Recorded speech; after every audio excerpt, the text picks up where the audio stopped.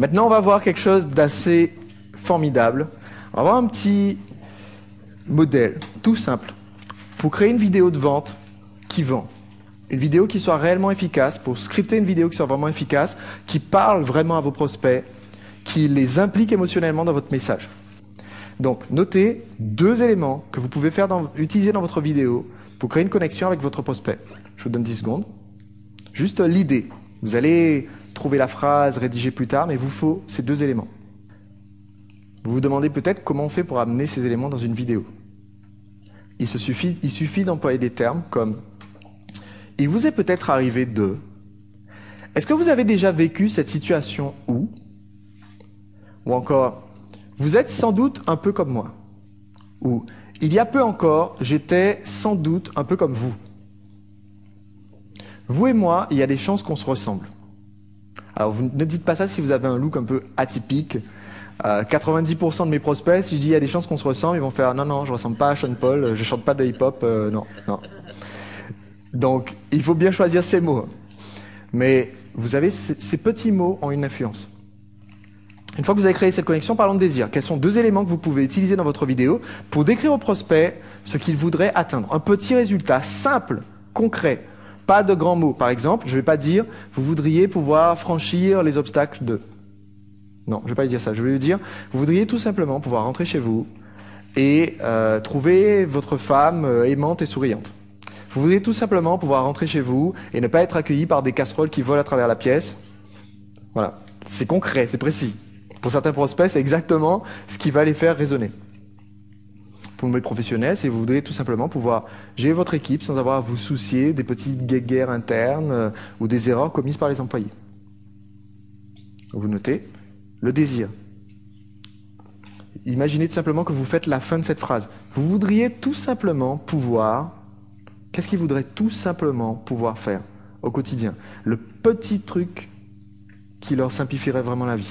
La petite goutte qui tous les jours fait déborder le même vase et là vous arrêtez le robinet. Juste en dessous, on va passer à la frustration. Parce qu'évidemment, c'est pas de leur faute. D'accord ? Vous aimeriez tout simplement pouvoir vous regarder un jour dans une glace et ressembler à ces top modèles qu'on voit dans les magazines. Mais, à cause des fast-food, d'accord, à cause de vos mauvaises habitudes, à cause de votre environnement dans le travail, du manque de temps, vous vous retrouvez à toujours manger dans un fast-food, à toujours manger des choses que vous savez que vous ne devriez pas manger. Donc ici, qu'est-ce qui me bloque? Qu'est-ce qui crée cette frustration? Et ensuite, comment vous décririez cette frustration? Est-ce que c'est une frustration personnelle, professionnelle? Essayez de trouver quelque chose de concret toujours. Donc je souhaite arriver chez moi et ne pas être accueilli par des casseroles qui volent. Et maintenant, la frustration. Mais, à votre grand désarroi, mais chaque jour, il devient de plus en plus pénible de vivre le même scénario où vous rentrez, c'est la dispute. D'accord? Quels sont 2 éléments que vous pouvez indiquer dans votre vidéo qui vont indiquer au prospect ce qu'il vit au quotidien et qui est intolérable? Parce qu'une fois que vous avez fait ça, vous allez pouvoir lui expliquer d'où vient son problème. Et expliquer d'où vient ce problème, c'est l'occasion de positionner votre autorité. Alors, je vais vous révéler un petit secret. Les 1, 2, 3, 4. Situation, explication. 3e. Aspiration, solution. Les 4 éléments doivent être dans l'ordre, dans la vidéo. Les ingrédients qu'on met en chemin, vous pouvez changer leur ordre. Autrement dit, tout ce qu'il y avait dans le 1, vous pouvez le mettre dans n'importe quel ordre. Vous pouvez le répéter, le mettre dans différentes façons. Vous avez bien compris ça? Donc ce qui est important, c'est que l'ordre général de la vidéo suive 1, 2, 3, 4. Ce qu'il y a dans les parties peut complètement changer d'ordre. Vous pouvez parler, annoncer quelque chose, revenir dessus dans cette partie-là. C'est ce qui fait que les vidéos de vente ne suivent pas toutes le même scénario. C'est ce qui fait qu'il y a beaucoup de fluctuations, beaucoup de différences. Là, je vous donne un modèle qui est simplifié, qui est efficace. On pourrait faire beaucoup plus d'ingrédients, tout comme on peut faire la même recette avec du poivre noir, du poivre gris, du poivre en grain, du poivre de Cayenne. Mais on se contente ici de dire il faut du poivre. Et c'est largement suffisant pour faire une recette efficace. Maintenant, donc, on va présenter notre autorité. Qu'est-ce qui fait de vous une autorité sur un secteur? Est-ce que quelqu'un a une idée? Qu'est-ce qui fait de vous l'autorité? Oui? L'expérience. L'expérience. Un autre? D'autres facteurs? Des résultats. Des résultats. C'est pas exactement l'autorité, je vais revenir dessus, mais c'est ce qu'on perçoit souvent comme étant l'autorité. Des publications. Des publications, c'est exactement ce que je cherche. En fait, ce qui fait de vous une autorité, c'est d'être un auteur. Vous avez créé quelque chose, vous avez écrit quelque chose, vous avez breveté une méthode, vous avez créé un produit. Si je dis que mes clients ont atteint ce résultat, c'est une preuve, on va revenir là-dessus tout à l'heure, c'est une preuve que ça marche. L'autorité, c'est ce qui permet de dire « j'ai le droit de parler de ce sujet ». Et donc on n'a pas besoin de l'expérience pour avoir l'autorité. On peut débarquer, typiquement, vous avez un diplôme, vous n'avez aucune expérience, mais vous avez une certaine autorité sur le sujet. Quelqu'un qui est diplômé de médecine a sûrement beaucoup plus à dire là-dessus que quelqu'un qui ne l'est pas. Donc, ce qu'on va mettre en place ici, ce qu'on va mettre en place dans cette section, vous allez expliquer à votre prospect ce que vous avez créé, ce que vous avez comme galon sur votre épaule, qui montre que vous avez le droit de parler de ce sujet. Un exemple, Sébastien a été expert en séduction, mais ça c'est lui qui le dit, d'accord? Mais une fois que j'ai expliqué que je suis l'auteur du livre Séduire en 5 secondes, best-seller sur Amazon quand il est sorti. J'ai publié 40, quelque part aux alentours de 45 DVD sur le sujet, que je suis le créateur de Drag TV, donc une web TV consacrée à la drague. Une fois que je montre tout ça, apparemment le mec il sait de quoi il parle. Ce qui ferait peut-être pas une vidéo par jour sur le sujet s'il savait pas de quoi il parle. Donc je suis auteur. Une fois que j'ai montré ça, je dois aussi construire la valeur de mon produit. La valeur, c'est très différent du prix. La valeur, en gros, pour simplifier, c'est combien mon prospect, c'est montrer à mon prospect combien il serait, lui, prêt à dépenser pour avoir ce que je vais lui donner. Donc je vais lui montrer, par exemple, si j'offre, et c'est très simple à faire pour les produits d'information, vous offrez un DVD qui a été filmé dans un séminaire. Si le séminaire coûtait 1 000 €, 2 000 €, 5 000 €. Le DVD contient les mêmes vidéos. Il a donc une valeur perçue par le prospect qui est de 1 000 €, 2 000 €, 5 000 €, puisqu'il contient les mêmes informations. Si je propose un coaching d'1 heure, ce coaching d'1 heure a la même valeur que le coaching d'1 heure qui est en vente sur mon site. Donc je vais montrer la valeur de ce que j'ai à offrir, de cette façon-là. Ou alors, je peux montrer la valeur de ce que j'ai à offrir en montrant ce que ça apporte comme retour sur investissement à mon prospect. Je vais lui montrer qu'avec ma méthode, si ça se trouve, en arrêtant d'oublier les choses du quotidien, et je peux montrer une étude là-dessus, ça doit être assez facile à trouver, une étude qui montre que les oublis sont responsables de tant de pourcents de perte de chiffre d'affaires dans une entreprise, par exemple. Ou une étude qui montre que les oublis sont une raison pour lesquelles tel pourcentage d'employés n'obtiennent pas une promotion à la fin de l'année. Donc je peux lui dire, si ça se trouve, vous avez perdu tous les ans 5% d'augmentation de salaire, juste parce que vous avez oublié trop souvent des documents. Là, ça construit de la valeur. Parce que si je lui dis, bon voilà, imaginons que, et là c'est une petite subtilité, je peux lui dire quelque chose comme, en moyenne, les personnes qui achètent ma méthode ont un revenu annuel de temps, ce qui est légèrement supérieur à la moyenne des gens en général. Donc admettons, je dis, voilà, un revenu annuel de 50 000 €. Vous avez perdu, depuis le début de votre vie active, 5% d'augmentation tous les ans. Donc ces chiffres-là, il faut les trouver dans les études. Je donne cet exemple. 5% d'augmentation tous les ans. 5% d'augmentation, enfin 50 000 €, ça fait 2 500 €. Donc tous les ans, j'ai perdu 2 500 € d'augmentation potentielle. Ça fait 5 ans que je travaille, ça fait 12 500 € minimum. Autrement dit, si je résous ce problème maintenant pour vous, dans 5 ans, potentiellement, je ne peux pas garantir ce genre de choses, potentiellement vous gagnerez 12 500 € de plus par an. Quelle est la valeur de ce produit maintenant aux yeux du prospect?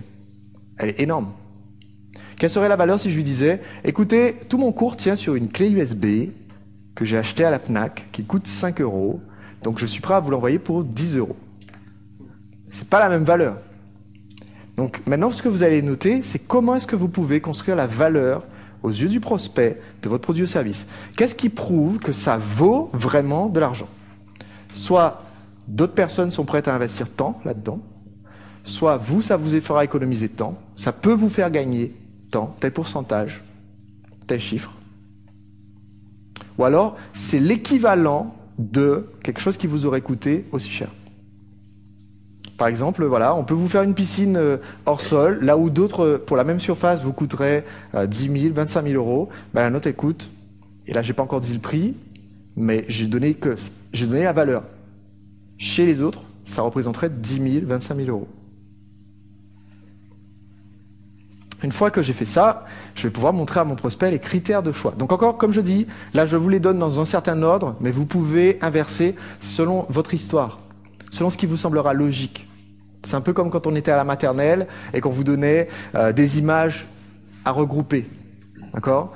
Vous avez les images à placer dans le bon ordre. Ici, selon votre histoire, je vais donner un exemple. Imaginons que je suis auteur d'un livre. Je suis auteur du livre « Séduire en 5 secondes ». Ensuite, je vais montrer, quand je parle de la valeur, je vais montrer que mes conseils, c'est l'équivalent de faire 5 séances chez un coach de relooking parce que c'est inclus dans mon programme de coaching. Okay ? Je peux le faire dans cet ordre-là. Maintenant, si je suis l'auteur d'un séminaire qui coûte 25 000, okay ? Automatiquement, rien que le fait d'avoir placé la valeur, j'étais obligé de mentionner que c'est moi qui présentais le séminaire, donc l'autorité, c'est fait. Je n'ai pas besoin de revenir là-dessus. Donc, comme je vous le dis, l'ordre varie selon ce que vous avez à dire dans votre message. Les critères de choix, c'est essentiel. Maintenant, vous allez éduquer le prospect sur ce qui représente un bon produit dans votre catégorie. Tout à l'heure, Monique disait que sa formation dure 1 an. Autrement dit, dans mon message marketing, il faut que je vous fasse comprendre qu'une bonne formation, ça dure au moins entre 11 mois et 30 jours et 12 mois et 5 jours, quelque chose comme ça. Il faut que je vous fasse comprendre qu'une bonne formation, c'est dans la durée. Donc je vais présenter tous les avantages de ce type de formation. Je ne parle pas de la mienne. Hein. Je dis, bon voilà, écoutez, si vous faites appel à un formateur, vous devez trouver quelqu'un dont le sérieux se traduit par une chemise bleue, une cravate grise et des tresses sur la tête. Ce type de personne, ça a été prouvé, est parmi les personnes les plus crédibles, les plus sympathiques que vous puissiez rencontrer. Bon, il se trouve que j'en fais partie. Mais, d'accord, là, j'exagère, je tire vraiment sur le trait. Je vais vous donner un exemple. Si je vous vendais un produit électronique, l'avantage du produit électronique, c'est qu'on peut l'avoir tout de suite, donc l'appliquer tout de suite. Donc, un bon produit de formation, c'est un produit que vous pouvez utiliser maintenant. Par contre, si je vends un DVD, un bon produit de formation, c'est quelque chose que je peux avoir dans la main, faire voir à mes collègues, partager, quelque chose qui est durable, que je tiens, de tangible, parce que tous ces trucs d'Internet, là, c'est pas trop, hein, si ça sera encore là dans un mois. Okay ? Vous adaptez votre argument à votre produit. Vous donnez au client les critères. De sorte qu'à la fin de cette vidéo, il ait mentalement sa liste en se disant, tiens, si j'achète un produit de ce type, il faut que ça soit ça, ça, ça, ça, ça. Et comme par hasard, quand vous avez fait votre description, lui, il va se rendre compte tout seul que ça colle. Donc ne le faites pas de façon trop explicite. Vous le faites vraiment de façon implicite. Vous dites, voilà, j'ai toujours pensé, pour moi, qu'il était essentiel, quand on fait un coaching, de voir le coach en face à face. Voilà, j'ai donné les critères. C'est que plus tard que je dirais que je fais du coaching en face à face. Mais mon client dit, ouais, c'est vrai. C'est vrai. Ensuite, avalanche de preuves. C'est maintenant qu'on parle des fameuses preuves, des résultats obtenus par les clients. Et quand je dis avalanche, c'est parce que ce que je vois très souvent dans des vidéos de vente d'un produit ou d'un service, c'est, vous savez, ça marche plutôt bien. Ou ça a marché chez nous. Ou voici un témoignage. Si vous en avez 50, mettez les 50 dans votre présentation. Vous allez peut-être en placer 1 ou 2 au milieu et puis tout mettre à la fin, toute la suite du reste. Mais croyez-moi, ceux qui veulent acheter le produit ne seront jamais suffisamment rassurés que ça fonctionne. Donc, utilisez le maximum de preuves possibles.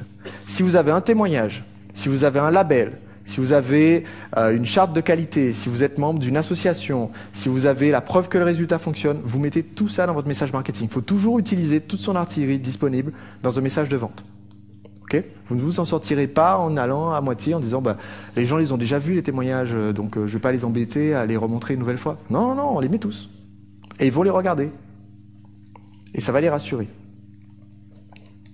Une fois que vous avez fait ça, donc on va le faire maintenant d'ailleurs, ce que je vais vous demander de faire, c'est de noter. On a vu l'autorité, on a vu la valeur. Vous allez noter maintenant 2 éléments que vous allez mettre dans votre script de vidéo. 2 éléments qui vont correspondre aux critères de choix que vous donnez. Qu'est-ce qui fait la différence entre votre produit et votre principal concurrent? et déterminer comment vous allez montrer au client que le bon produit a telle caractéristique. Une bonne bouteille d'eau minérale est dans une bouteille verte, parce que ça filtre la lumière, ça empêche les bulles de partir, je sais pas moi. Mais le concurrent a sa bouteille rouge, il faut que je fasse comprendre aux gens que la bouteille verte est plus écologique, conserve mieux la lumière. Il faut que je fasse quelque chose pour que mon produit soit vraiment différent. Et c'est ce qui fait que je suis le héros du client. Je choisis une force du produit et je la défends, j'en fais mon cheval de bataille. Et c'est ce qui fait que le client va dire, bah oui, effectivement, il a bien raison. Donc notez 2 éléments de votre produit maintenant, 2 éléments qui vont devenir des critères. Est-ce que c'est le format? Est-ce que c'est le temps que ça prend pour être livré? Est-ce que c'est le packaging? Le contenu, la vitesse d'utilisation, le fait qu'il y ait des manuels, la simplicité d'utilisation, la rapidité des résultats, l'écologie. C'est juste joli, ça fait joli dans le salon. Qui parmi vous a reçu le petit cadeau surprise je sais qu'il y a des membres de Séduire le client, le petit cadeau surprise qui est envoyé aux membres de Séduire le client. J'en vois plusieurs. Voilà, c'est sympa, ça fait joli. Ça pourrait être un argument. Vous savez, quand vous achetez une formation, il faut qu'on vous envoie des cadeaux par la poste. Ah oui, mince. Ok ? Une fois que vous avez noté ces critères, vous allez noter 2 éléments qui feront partie de votre avalanche de preuves. Je ne dis pas juste donner des preuves, je dis avalanche. Donc là, vous allez en noter 2, mais il faut tout ce que vous avez sous la main qui prouve que ce que vous vendez, ça marche. Ça ne tombe pas en panne, ça fonctionne pour eux.